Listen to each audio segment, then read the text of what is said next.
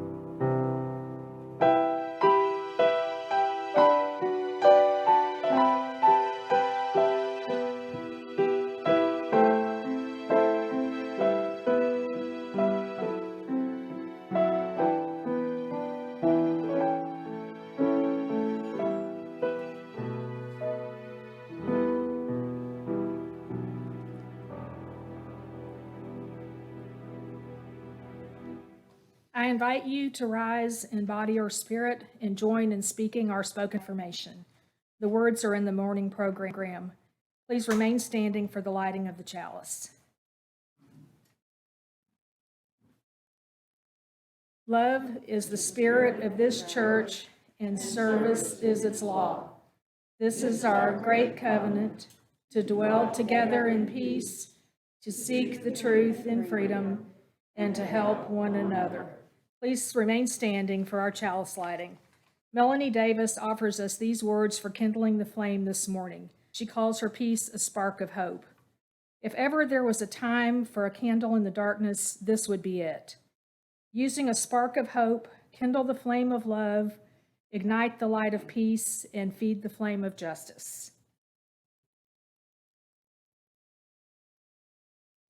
You may be seated. Our opening thought is from Wake Up by Christian Schmidt. Let us wake up to this world we live in, to its beauty and wonder, and also to its tragedy and pain. We must wake up to this reality that not all in our world have what we do, however much or little that is. We must wake up to the idea that our wholeness and our lives are only as complete as the lives of those around us, of those we are inextricably tied to in a great web of mutuality, of which all of us are a part. Let us wake up. Let us stay awake. Let us stay woke.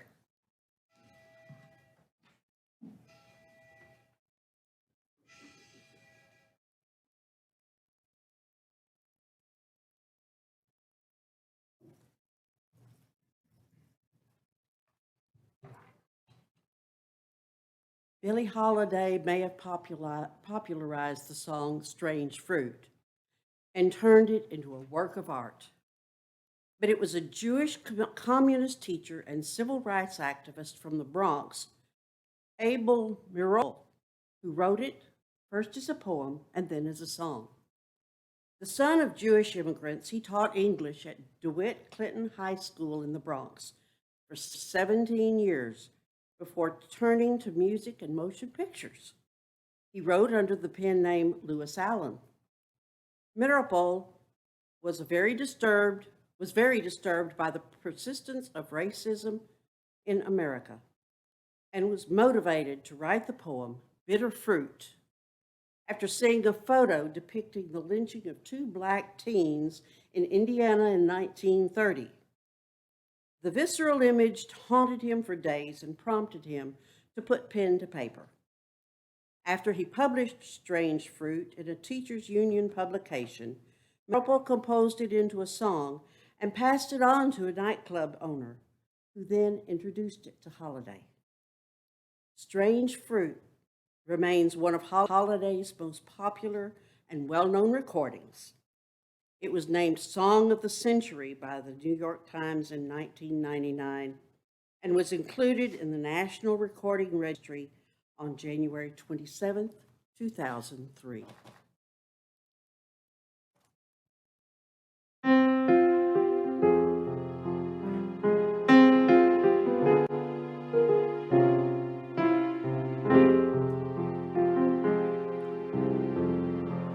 Southern trees bear a strange fruit, blood on the leaves and blood on the root, black bodies swinging in the southern breeze, strange fruit hanging from the poplar trees.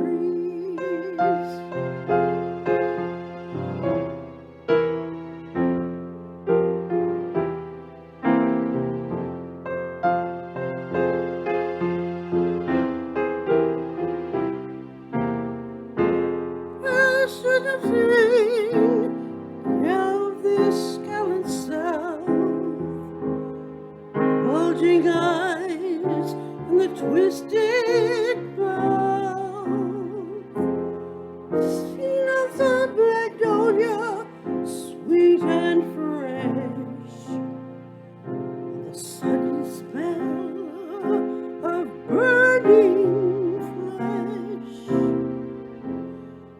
There is a fruit for the crows to pluck,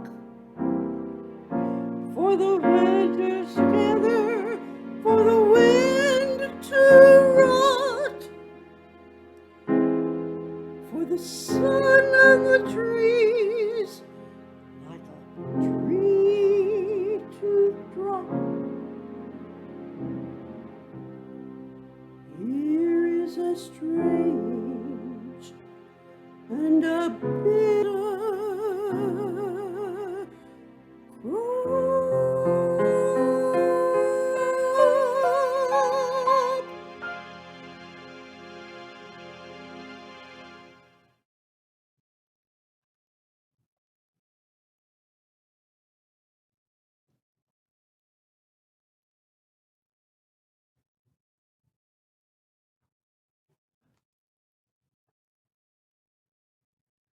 Our first reading is from 1012 Natchez, a memoir of grace, hardship, and love by Jokie McElroy, Ph.D.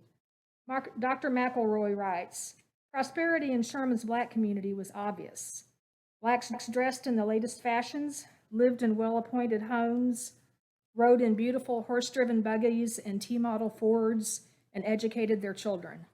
Social life was recorded in the Black newspaper that would announce, Mrs. So-and-so royally entertained members of the Sunshine Club at their palatial home. We always had some kind of fish fry on Friday. My favorite was salmon croquettes and Creole rice, with loaf cake for dessert. But Mother always made me eat the string beans before she gave me the cake with iced tea. Dinner would be ready by the time Dad came home from work. As Mother was finishing the cookie, an announcer with an urgent bulletin interrupted the song on the radio. The trial of George Hughes, Negro farmhand accused of assaulting a white woman, has been interrupted in the Grayson County Courthouse by an angry mob. The Negro was placed in the courthouse vault for protection from the mob. It was rumored that if the mob could not get to Hughes, they were going to go after every Negro in Sherman and burn their houses down. Mother gasped, "Lord have mercy, Jesus." She started crying and telephoned her parents in Sherman. Our meal was ruined. I was too young to comprehend fully what was going on, but fortunately, by the grace of God, Grandma Julia and Grandpa Jeff lived to tell the story.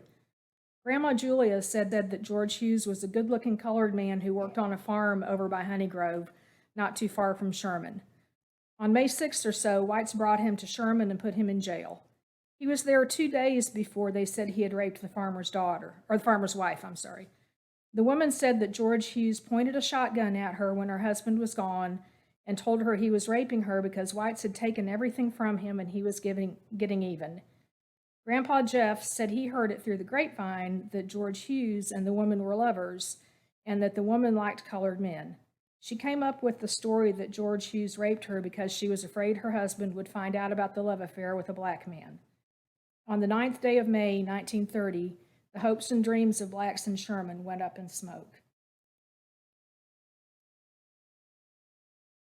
Before we sit quietly together for a time, listen to these thoughts from encouraging, meaningful conversations about race and trauma written by Victoria Dawson. Trauma and stress are chronic public health issues.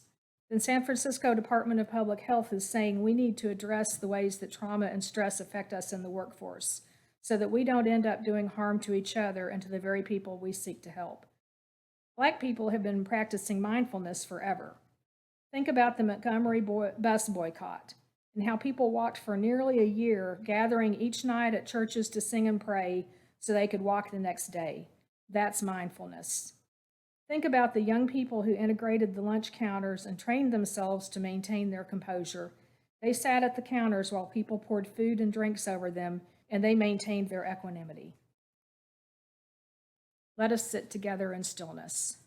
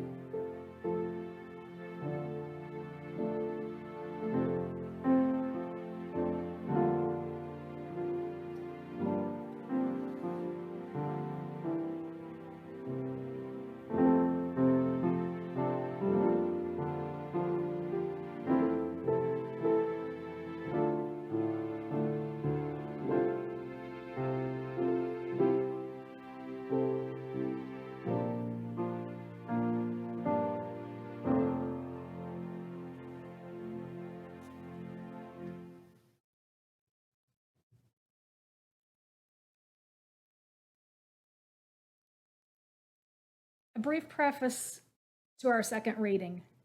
The legal definition of lynching. Lynching, a form of violence in which a mob, under the pretext of administering justice without trial, executes a presumed offender, often after inflicting torture and corporal mutilation. The term lynch law refers to a self-constituted court that imposes sentence on a person without due process of law. And now the reading taken from Murder of Emmett Till, Lynching in America by Richard Wright. In the South, an estimated two or three blacks were lynched each week in the late 19th and early 20th centuries. In Mississippi alone, 500 blacks were lynched from the 1800s to 1955. Nationwide, the figure climbed to nearly 5,000. Although rape was often cited as a rationale, statistics now show that only about one-fourth of lynchings from 1880 to 1930 were prompted by an accusation of rape. In fact, most victims of lynching were political activists, labor organizers, or black men and women who violated white expectations of black deference and were deemed uppity or insolent. Though most victims were black, women were no means exempt.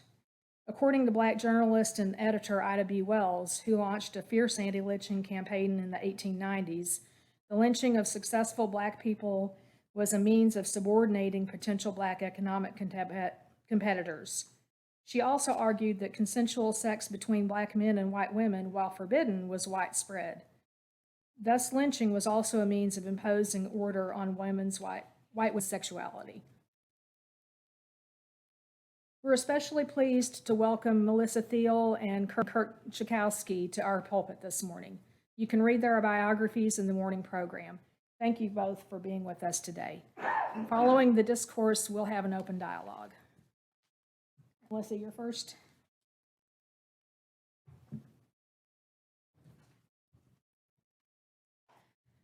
All right, thank y'all so much for having us today, and Amy for putting this program together. I know it was a lot of work, so we appreciate it and appreciate y'all giving us some time to speak to y'all this morning. I've lived in Grayson County my entire life, grew up here, went to school in Tom Bean, and now I live in Gunner. But I want to talk to you a little bit today about something a little more personal. And I get asked a lot, how do we get here? Why is this something, this historical marker, something I wanted to do? And it kind of came out of a time in my life that was hard. And I wanted to talk about that a little bit. I'm an alcoholic. I've been in sobriety for over 5 years now. But it was tough. It was a hard road. And I wasn't the type of person that just drank a little bit. I drank a lot. It started out, I drink at night, sleep a little bit better, and it grew into every night, and then it grew into every day, and I knew I needed to stop, and not knowing a lot about alcoholism, I quit on my own. I just said, I'm going to stop, and I did it cold turkey, and I did it at home, and that was a bad idea. I went into full-blown DTs. I was hearing things. I was seeing things. It was bad, and I survived that. About 40% of the people that do that die, and I'm still here, so I kept fighting. I have a son here, and then I had 2 more sons, and that kind of kept me on the straight and narrow for a little bit. And then after I had my last son, things got really bad again, and I started drinking a lot. It was so much that I wound up in ICU for 3 days from alcoholic ketoacidosis. So it was bad. I could have died then too. And I said a couple of prayers during this time. I remember one of my lowest points, I was on my knees, I was crying, and I said, God, just take me. If I'm going to suffer from alcoholism, just take me now so I don't have to suffer, so I don't have to hurt my family anymore. There's that Garth Brooks song, thank God for unanswered prayers. I'm thankful he did not answer that prayer that day, and he said, not yet, not yet. So I got back up, and I started working again, and I decided in a moment of clarity that I was going to go to inpatient treatment. I left with a 4-month-old baby to go to inpatient treatment. And I did that. And things weren't always great when I got back. I still struggled. I still relapsed. And the second prayer that I remember that stands out to me, I said, God, if you'll get me through this, if you'll let me get sober, I won't waste it. So you got to be careful with promises you make because, you might get held to it. And things started falling into place for me. I got a really great doctor, a great therapist, someone to help me work on medications. I got really into my spiritual growth, which really helped me a lot. I found boxing classes, which are a great stress relief from my family. Y'all can probably understand that. And things started falling into place, and I thought, okay, I got to hold up my end of this bargain. So I went back to college. I got my undergraduate degree in history, and then I was like, I'm going to keep going.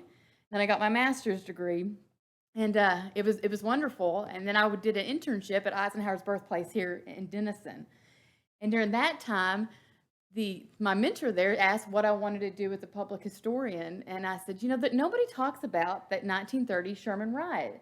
it's like it's a big secret. And he said, that's one thing that would be really good for you to do as a public historian. And I thought, that is a good idea. And life went on. And in 2020, May of 2020, I saw the video where George Floyd was murdered. And I watched that 9-minute video, and it just killed me. And that promise I'd made came back, that I wouldn't not take opportunities that came in my life, that I would live. And here we are today.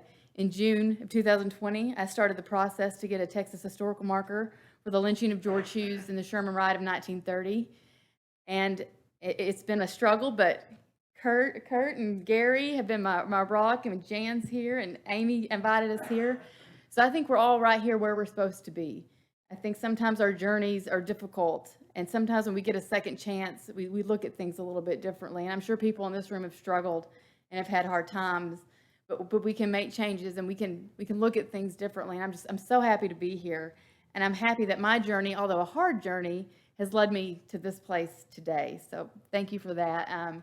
I want to talk for a few minutes about the history that we're talking about and what motivated me, the history that motivated me. So on May 3rd, 1930, you mentioned it a little bit. George Hughes was a local farm worker, and he was accused of sexually assaulting the wife of his employer.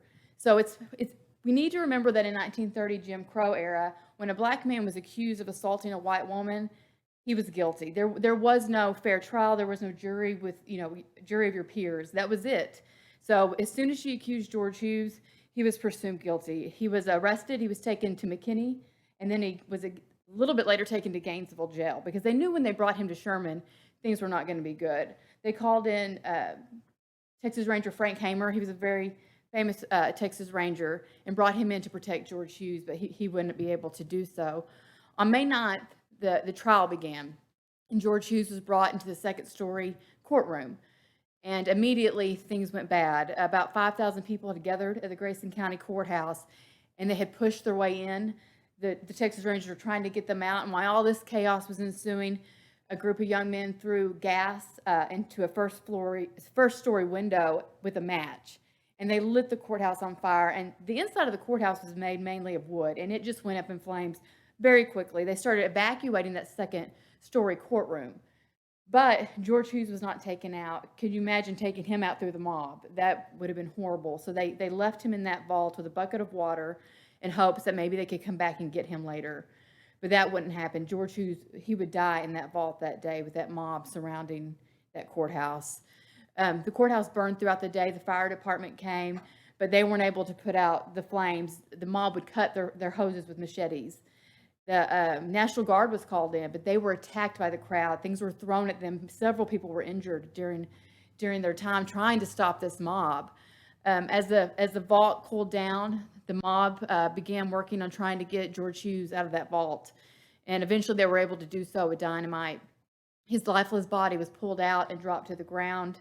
He was chained to the back of a car, and he was dragged over to Mulberry Street, a few blocks away, and that is where the Black Business District once stood. It was a very thriving, successful Black Business District with doctors and lawyers and undertakers and barbers. This was during segregation, so this is the place where the Black community did all their business. Well, the mob came. They hung George Hughes from a tree. They set him on fire, and then they burned the Black Business District completely down. That day, the Black people of our community lost all their businesses, but they lost generations of wealth that day. And to this day, it hasn't been recovered. Martial law was declared for 2 weeks in Grayson County and in the Sherman area for 2 weeks, because the Black community was still being harassed by mob members telling them to leave or be killed. So that lasted 2 weeks.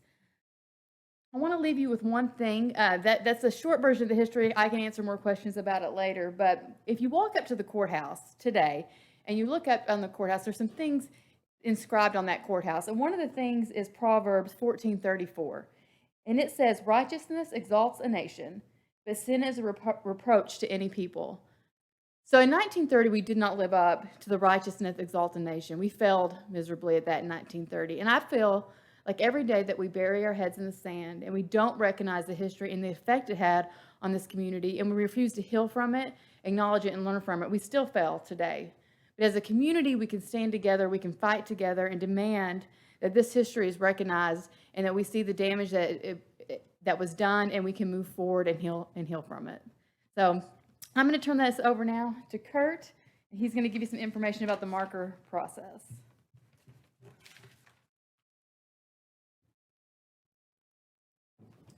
Thank you, Melissa, and thank you, Amy, and all of you for allowing us to come here and tell you just a little bit of something you may not know.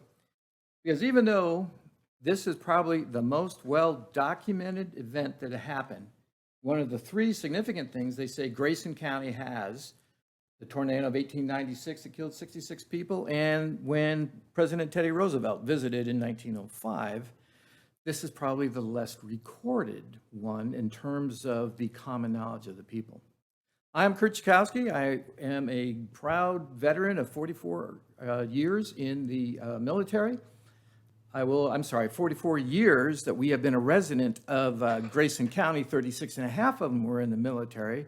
We finally came and actually started living in Denison over here on Woodard Street there about in 2013. Now, while I am a transplant, I got here to Texas as soon as I could. My wife is from the Ashburn family. And how many people here remember Ashburn's ice cream? My wife's mama used to live upstairs above the creamery there, and she used to hate it in the summer when the peaches would come in there and they have to wait till they turn just a little bit to make the ice cream the best that it could. So my wife's been here the entire time. Why did we get involved? Why am I motivated to do this? We were going to take our kids to Dino Days, which is in the bottom of the Sherman Museum. And if you go down there in the museum, there is a mural that talks about all of the Grayson County courthouses. And there's been now 7 of them.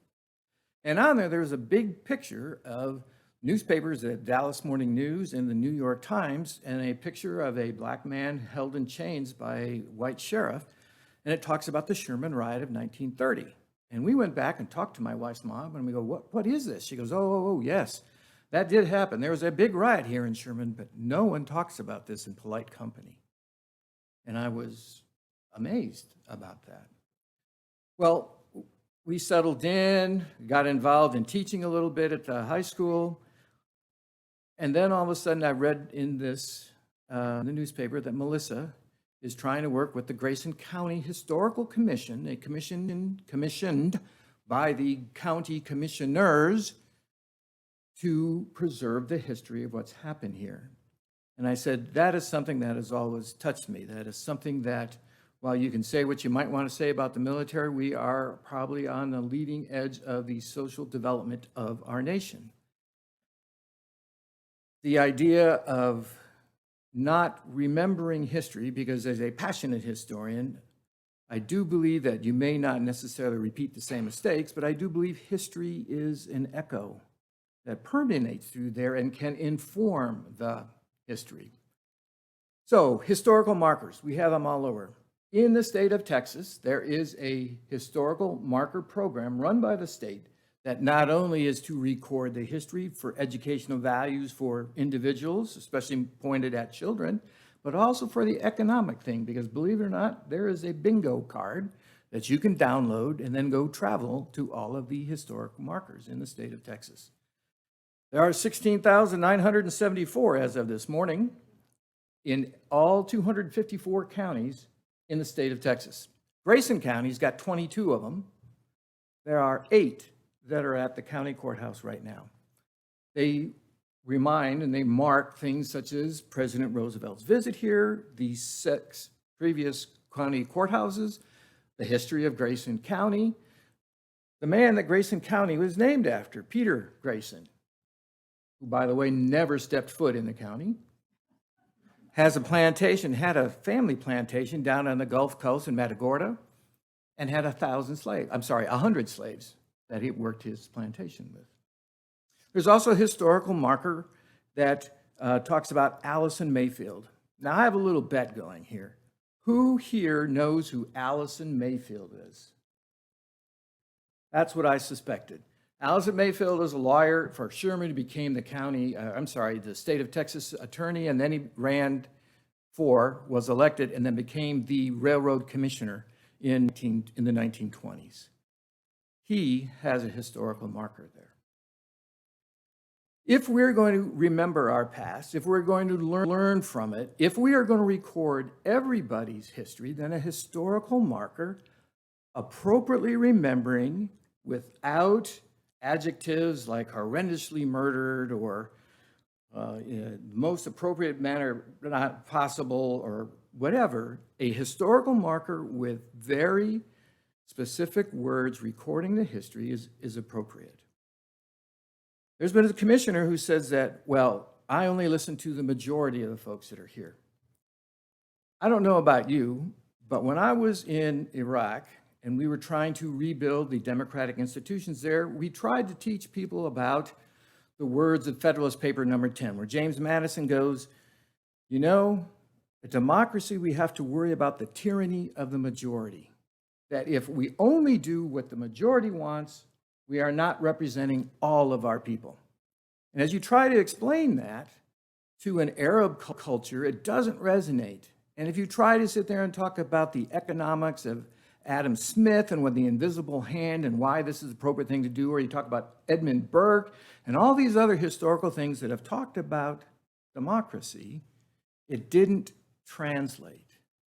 In the Arab culture, which is about allegory and about similes and in metaphors, it is when we went to Benjamin Franklin and his illusion that a pure democracy is like two wolves and one sheep voting about what's for dinner. That commissioner was right. What the two wolves want is important, but what the sheep want is important too. We're just trying to make sure nobody's on the menu. So how is it? What are we looking for to do? Even if there are 77 people who spoke at a town hall meeting, each one in support of a historical marker, even if there are over 1,760 folks that have signed an online petition, of which we cull the 565 and send every week to an open letter to the commissioners, it is not on, and today, up to today, has never been put on the agenda so you can have a public hearing at the Commissioner's Court. So I have fact sheets, can sit there and talk to you about what we are not. We are not associated with Black Lives Matter. We are not a part of the NAACP, although they support our effort. We are not into any kind of a social change to believe that critical race theory is important. Race-based curriculum is the way to go. And despite what we individually might feel, for a marker of a historical remembrance of what happened in 1930, we are not professing anything that way, just a record of what happened. We would invite you, we've got sheets here, I can give you what the URL for the how to sign online. I'll be glad to take your name if you're willing to, and I will add your name to this open letter to the commissioners. We update it every week. And every Tuesday, we are at the commissioners' meeting, and we speak at the public comment section about the importance of having this historic marker. So with that, I believe we're about...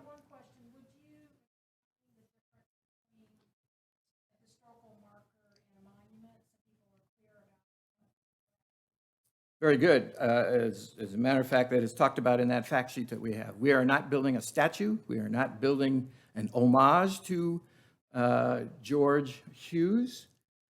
It is interesting. Like I said, it was one of the most documented things there. You can read histories that say that he confessed 3 times. Others say he confessed twice. There are those who say that he was coerced to confess. There are those that say he did not confess. We are not trying to build up George Hughes anything more than a person who was lynched the day a mob took over the city of Sherman and the county of Grayson County and burned the courthouse down and burned down the business district associated at 200 Mulberry Street. There were, if you go to the city directory, 29 and 30 for the city of Sherman, there were 15 black-owned businesses. How do we know they're black-owned? Because the individual's name has a C in parentheses in the city directory. You go to the 1930, 1931 city directory, there are 0 that are there. There are some estimates that say, because insurance couldn't be paid because it was part of a mob violence that day. So even if you were insured, you didn't get your money back. There were some estimates that somewhere between $60,000 to $80,000 worth of 1920 or $1930 were lost that day. If you bring that to 2021, that's over $1 million. That's what was destroyed. So this is not a monument. There's not going to be a statue. His picture's not going to be in profile. I have a facsimile here of what it is that we have worked with the Grayson County Historical Commission, and we have a facsimile here, if I can get my thumbs to work, of what the monument might look like. It'll be the regular Texas historical marker standard with the proposed wordings that we have worked with the Texas historical marker. And oh, by the way, we sent it to the commissioners and asked them if they would like to be part of this submission to the state, because it's the state who decides what the wording will be. And as yet, we haven't heard anything from them either. So it's not a monument, it is a historical marker.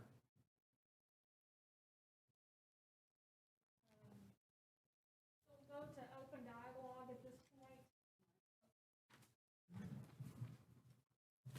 We'll start the open dialogue at this point. We have a handheld mic, so make sure that you've got the microphone before you ask a question.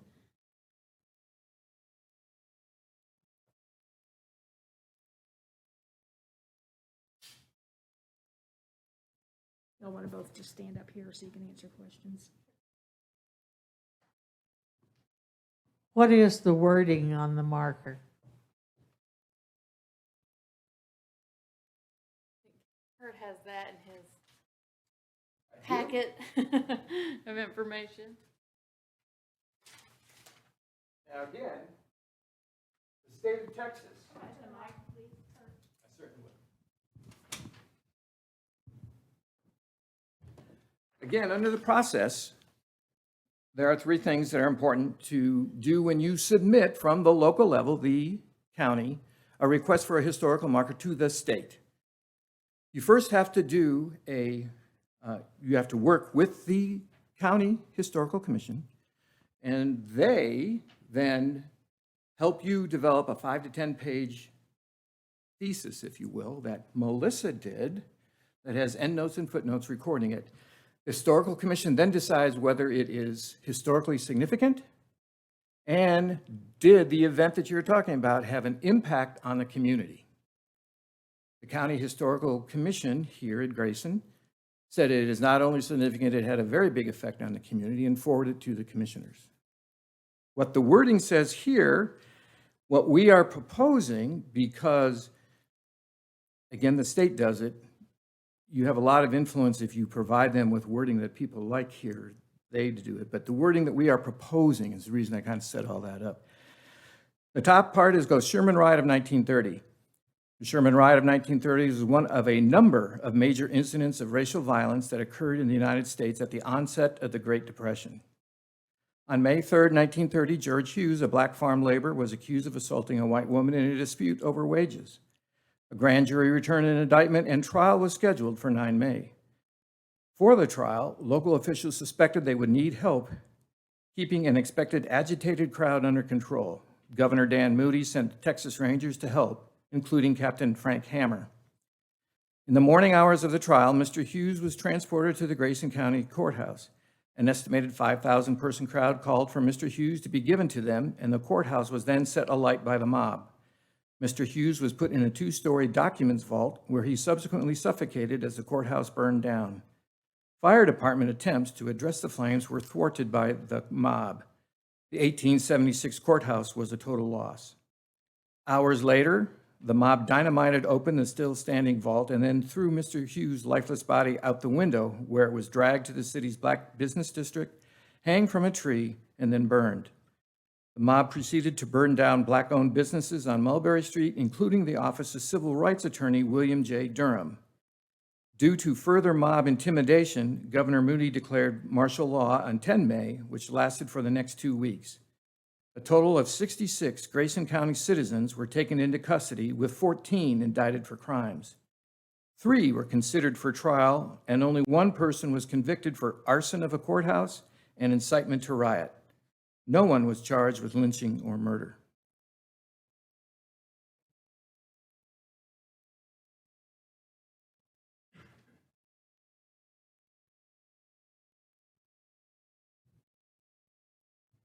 You said that there was many others that are already up there, and how is it displayed? I mean, how are these displayed? On my phone, I have pictures of all of them, but the standard way that they are displayed is this kind of an image is cast in metal, a combination of bronze for weather and some other parts. They're dark green with gold lettering. They stand on top of a 3 to 5 foot pole that is concreted into the ground. These markers are on the south, west, and north side of the current courthouse. And again, they're for Allison Mayfield, Grayson County, the courthouses of Grayson County, the 1905 visit of Theodore Roosevelt, the Butterfield Overland Trail, the 9th Confederate Cavalry has a marker, the 11th Confederate Cavalry has a marker. It would be number 9. It wouldn't stand alone, it wouldn't be on a pedestal, it wouldn't be anything to match the current Confederate monument. It wouldn't be the headstone that talks about the Confederate forces of Grayson County. It would be a marker.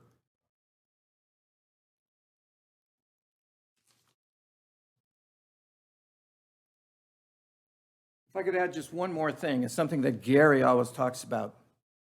You know, we are not trying to be like the proverbial owner that has a puppy dog that's going to rub its nose in it when it did something wrong. Our purpose is not to shame the community or to shame anybody. It is to have an equal history, one. But number two, it is also an attempt to look at the positives that came from that day.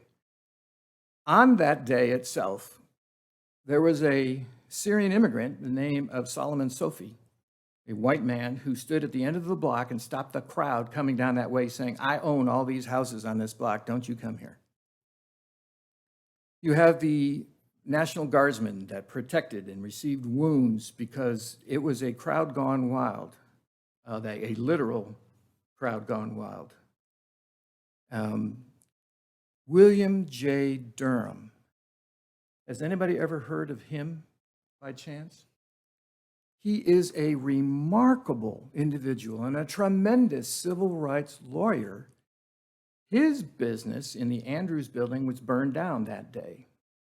William J. Durham was meeting with Thurgood Marshall. Does that name ring a bell? The first black Supreme Associate Justice of the Supreme Court.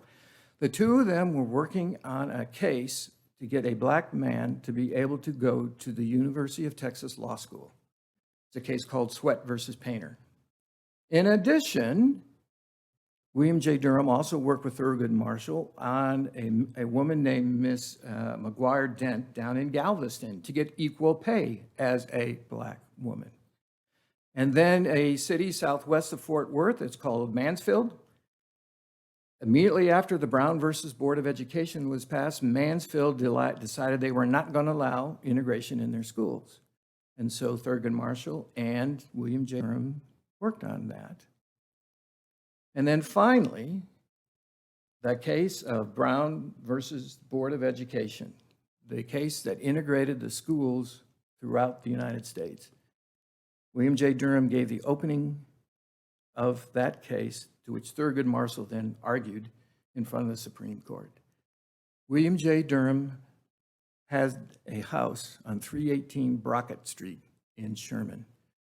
William Durham stayed afterwards to help the blacks try to recover from the atrocities that happened that day from the whites. William J. Durham is a positive influence that the city of Sherman, and not very many people know that name. He was a positive that came through for everything that now allows what we all dream of, that promissory note that was given to every American of life, liberty, and the pursuit of happiness to all people.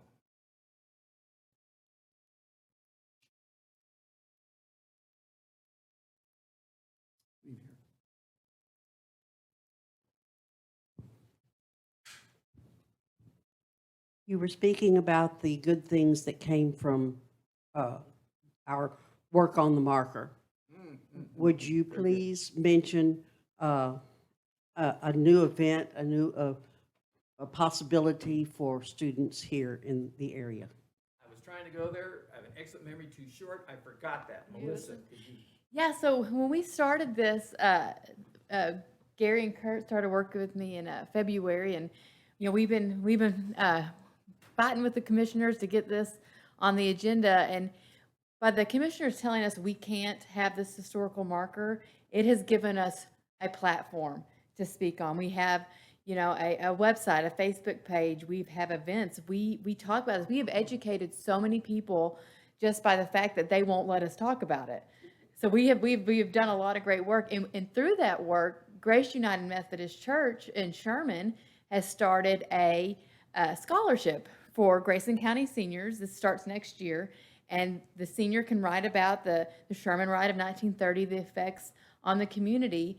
And is it $500 to $1,500? $500 to $1,500 scholarship given to the senior. It's called the George Hughes Memorial Scholarship. So that is one thing that has come out of this that is good and good for our community. So things are coming out. The community's getting involved.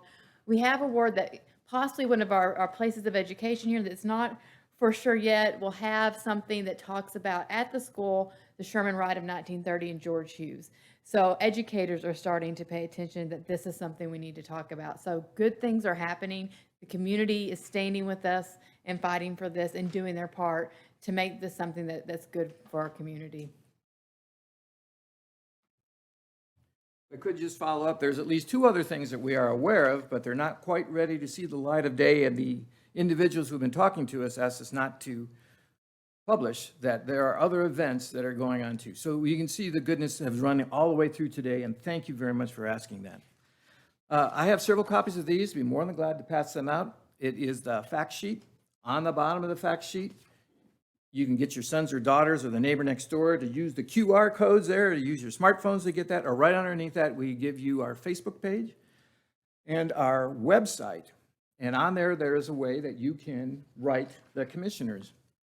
It has been 150 days since we have sent the open letter to the commissioners.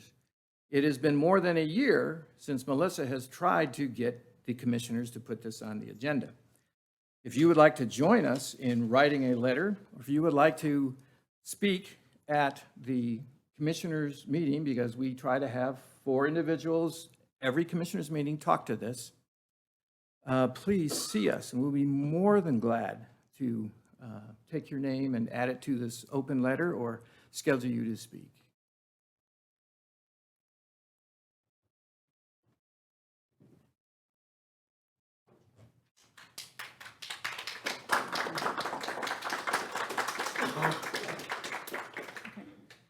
Our heritage, both Unitarian and Universalist, can be seen as tranquil streams which are kept flowing by the gifts we bring, week in and week out, in order to sustain and support our church. The bowl awaits your contributions, as does the home screen on the church app. Just tap donate.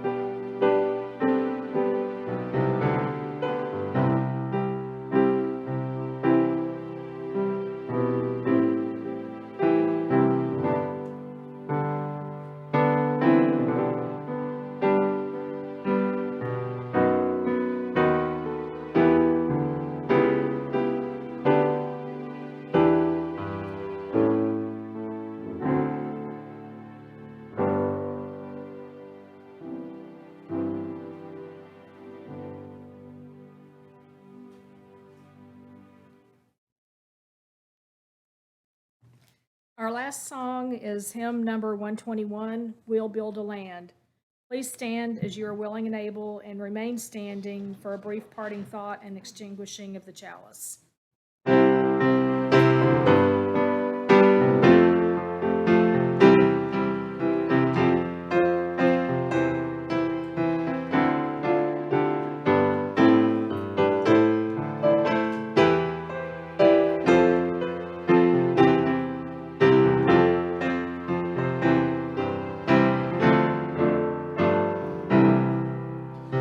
We'll build a land where we bind up the broken.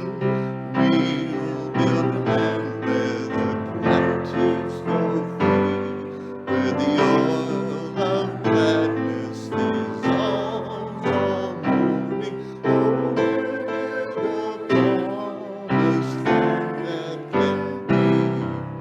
Come, build a land where sisters and brothers, anointed by God, may then create peace, where justice shall roll down like waters, and peace like an ever-flowing stream. We'll build a land where we bring the good tidings to all the afflicted and all those who mourn, and we'll give them garlands instead of ashes. Oh, we'll build a land where peace will fall. Come, build a land where sisters and brothers, anointed by God, may then create peace, and justice shall roll down like waters, and peace like an ever-flowing stream. We'll build and building up ancient cities, raising a restoring ruins of generations. Oh, we'll build a land of peoples so bold. Come, build a land where sisters and brothers, anointed by God, may live in peace, where justice shall roll down like waters, and peace like an ever-flowing stream. Come, build a land where praises resound from spirits once faint and once weak, where oaks of righteousness stand beneath. Oh, we'll build a land like we see. Come, build a land where sisters and brothers, anointed by God, may then create peace, where justice shall roll down like waters, and peace like an ever-flowing stream.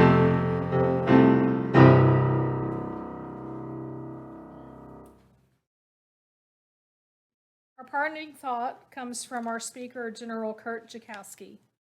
Pledge to our children and our children's children that this will never happen again, that we will claim the promissory note, that there will be equal justice for all, equal history for all, and we can start it here in Grayson County. Please join me in extinguishing our chalice. The words are in your morning program. And then afterwards, please come upstairs to the Alexander Room for coffee and fellowship. We extinguish this flame, but not the light of truth, the warmth of community, or the fire of commitment. These we carry in our hearts until we are together again.